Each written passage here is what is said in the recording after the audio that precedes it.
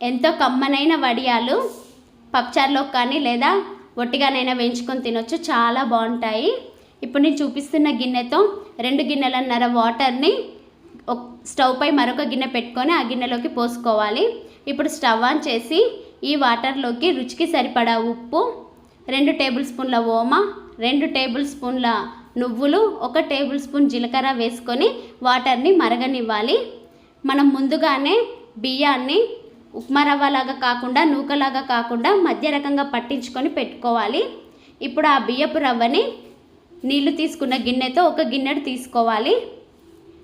ఇప్పుడు ఈ బియ్యపు రవ్వని మరుగుతున్న నీటిలోకి కొద్ది కొద్దిగా వేసుకుంటూ బాగా కలుపుకోవాలి. ఉండలు లేకుండా, అసలు ఉండలు ఉండకూడదు, ఉండలు లేకుండా బాగా కలుపుకోవాలి. ఇప్పుడు ఇలా ఒక 10 నిమిషాల పాటు ఉడకనివ్వాలి. మధ్య మధ్యలో కలుపుతూ ఉండాలి.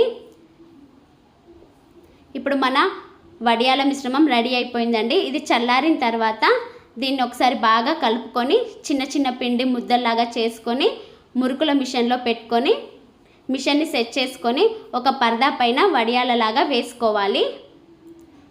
ఇవి పిల్లలు బాగా ఇష్టంగా తింటారండి. మనం స్నాక్ బాక్స్లో కూడా స్నాక్గా పెట్టవచ్చు, చాలా బాగుంటాయి. ఇలా పిండి మొత్తాన్ని ఇలా మురుకుల మిషన్లో పెట్టుకుంటూ వడియాలన్నీ వేసుకోవాలి. ఇలా పరదా మొత్తం మేము వడియాలు వేసామండి. ఇప్పుడు ఇలా ఈ వడియాలని ఒక రోజు ఎండలో ఎండనివ్వాలి.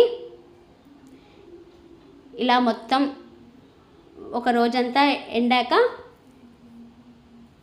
ఇలా చూపిస్తున్న విధంగా ఎండాలి.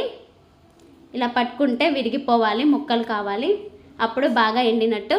లేదంటే మరొక రోజు ఇంకొక రోజు ఎండబెట్టుకోవాలి. ఆ తర్వాత డీప్ ఫ్రైకి సరిపడా ఆయిల్ తీసుకొని ఆయిల్లో మనం ఈ వడియాలను వేసుకొని వేయించుకోవాలి. ఇప్పుడు నేను ఈ ముక్కుల్లో కొద్దిగా ఆయిల్ వేసుకొని కొద్ది కొద్దిగా వేయించుతున్నాను. అంతే అండి, మన వడియాలు రెడీ. మీకు కనుక ఈ వీడియో నచ్చినట్లయితే please like and subscribe and follow for more.